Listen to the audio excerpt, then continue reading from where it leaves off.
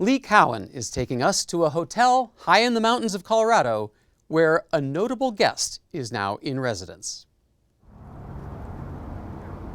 Those majestic elk aren't the only unusual guests to wind up at the historic Stanley Hotel in Estes Park, Colorado. In its nearly 115 years, it's hosted everyone from Theodore Roosevelt to the Titanic's unsinkable Molly Brown, and more recently, author Stephen King.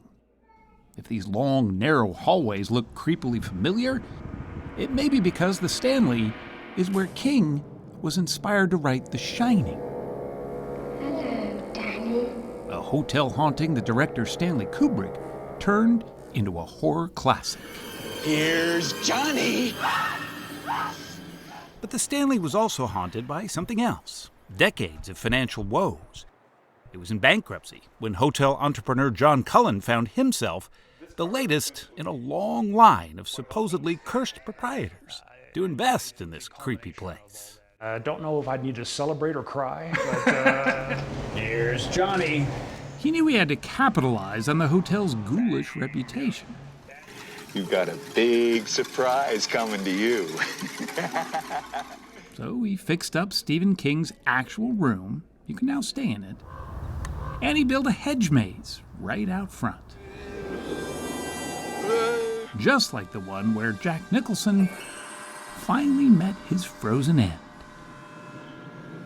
And in keeping with that frozen theme, Cullen got another idea. In 2022, he asked the mayor of Estes Park for permission to allow one very special guest to check in, a man who'd been frozen himself for 30 plus years. And she goes, Cullen, you know, I've seen a lot of weird out of you in the last 25 years, but this reaches a new level of weird.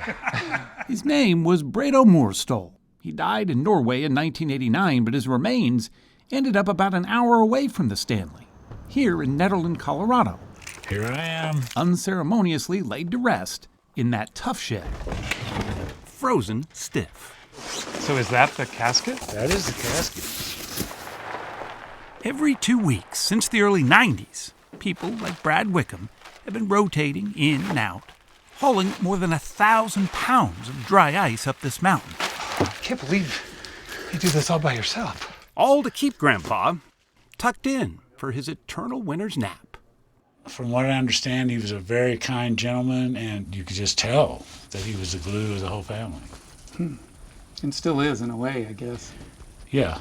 It's a practice called cryonics. Bredo's grandson, Trygve Baug, lived in this house, and he believed that by keeping his grandfather frozen in the backyard, doctors of the future might one day be able to clone or even revive him.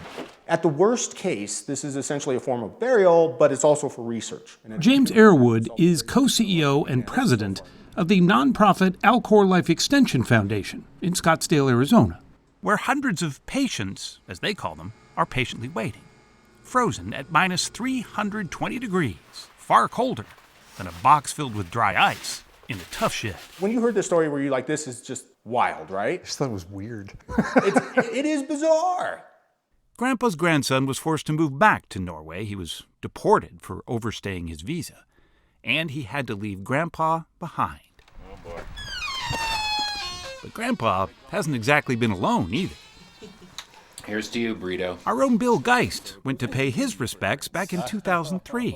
All right, here we go. He learned Grandpa wasn't forgotten. He was actually being celebrated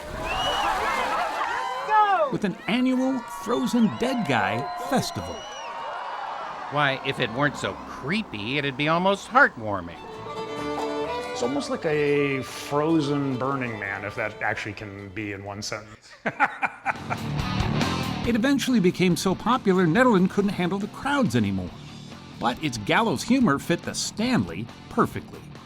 So Cullen moved it here. A little humor, a little fun, little beer, a little bit of attitude, but all in good spirit. But what's a Frozen Dead Guy festival without the Frozen Dead Guy? Cullen needed the festival's namesake, and let's face it, Grandpa needed an upgrade. So, this past August, with his grandson's permission, Into the body bag. Grandpa Bredo was moved by a team from the Alcor Life Extension Foundation. He was driven to the Stanley's old ice house, removed from his aluminum casket, put in a sleeping bag, and then submerged head first in liquid nitrogen. What does he look like? Damn good. Yeah? He looked better than embalmed people. He's now the centerpiece of a small exhibit on the science of cryonics here at the Stanley. And he gets visitors every day. Hi, John. As for John Cullen, well, he's now sold the Stanley, but he's proud of its ghostly legacy. After all, he linked a fictional frozen dead guy to a real one.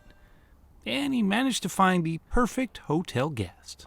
One who never complains and will never check out. Ice, cooler, movie, frozen dead guy. Come on!